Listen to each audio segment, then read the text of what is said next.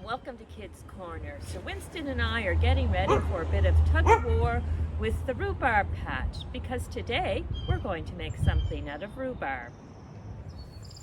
As we start this tug-of-war known as pulling rhubarb, I want you to have a closer look at the patch with me. If you look down here, you'll see that rhubarb grows in little clumps. And so what we're going to go is look at each of the little clumps and see if there's one or two stalks that are ready to be pulled. And you pull rhubarb, you don't cut it, you give it a firm grip, brace yourself, and pull, and you'll see that it'll come off like this. You want to do that because if you cut it, the rhubarb won't grow. So Sir Winston and I are going to go through and pull some stalks, and before we take it in, we're going to cut the leaves off. The leaves can't be eaten, they're poisonous, so we're going to cut them off, cut them into smaller pieces, and throw them in our compost. So we'll be back in the kitchen in a while with our stalks of rhubarb. Hello, Sir Winston and I are back in the kitchen. Our rhubarb is ready to be cut up because really any recipe that involves rhubarb involves cutting it up. So we're going to cut the end of it off, that bottom of the stalk, and cut it into about 1/2-inch pieces and put it in a colander and wash it. And I think what we're going to make today is rhubarb crisp. It's one of the easiest recipes to make with rhubarb. So we're cutting pieces about this big. So we're going to continue cutting and washing, and then we'll be back to see how much we'll need. And if there's extra, we can either make something else or we can put the pieces of rhubarb in a bag and put them in the fridge or in the freezer to use at another time. So Winston and I finished cutting and washing all the rhubarb, and now we're ready to start on the rhubarb part of the crisp.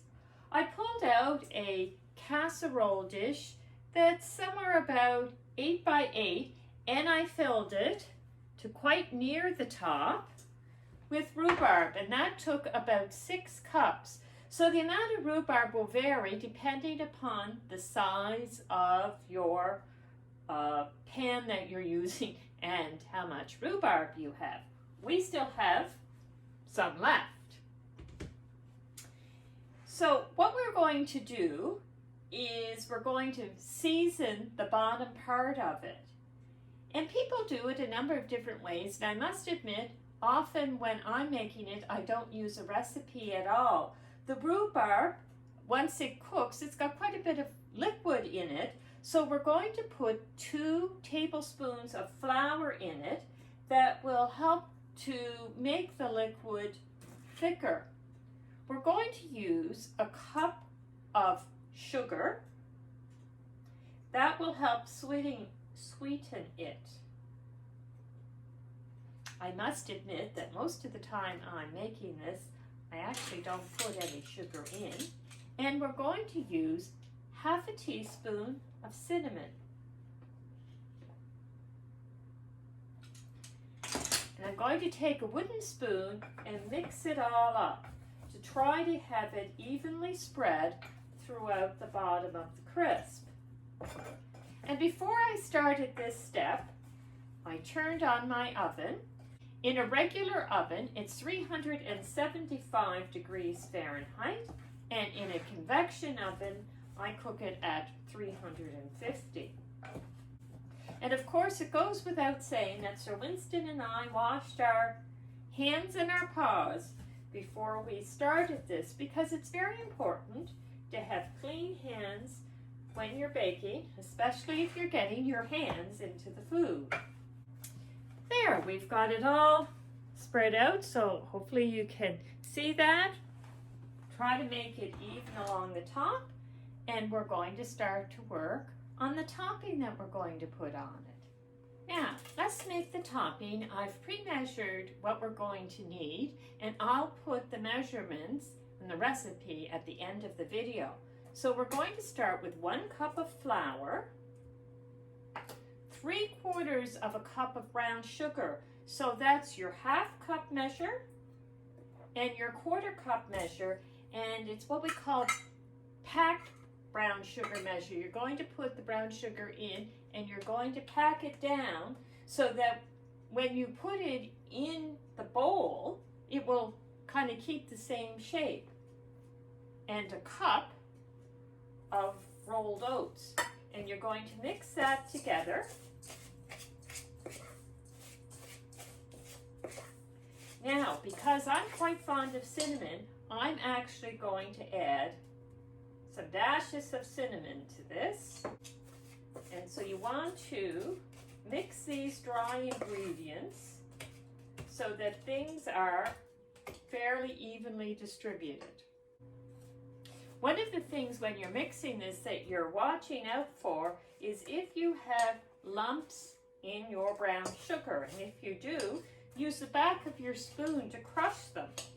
It's not unusual to have lumps in your sugar because sometimes it dries out a little. Okay.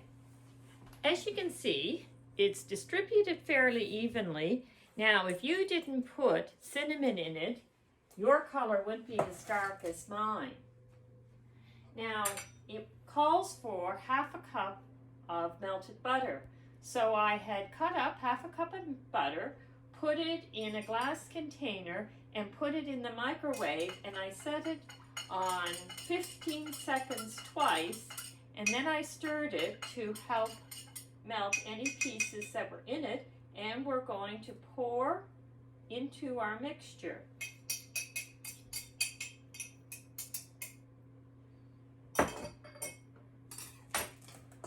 And we'll stir it around to evenly distribute it.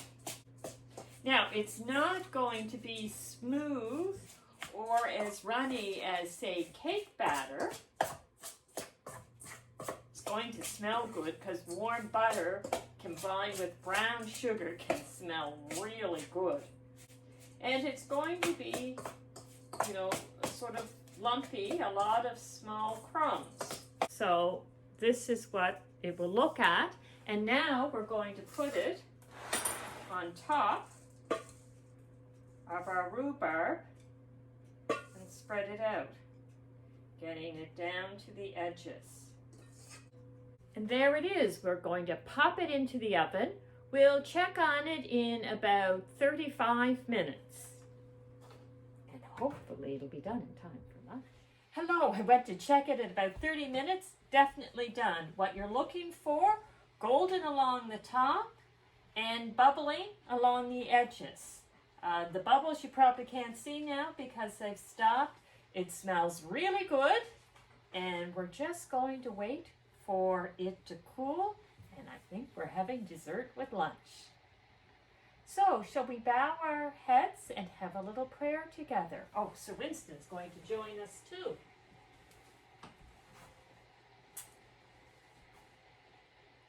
Loving God, thank you for the gifts of the garden. Help us to be kind to one another and to your world. And we'll see you next time at Kids Corner.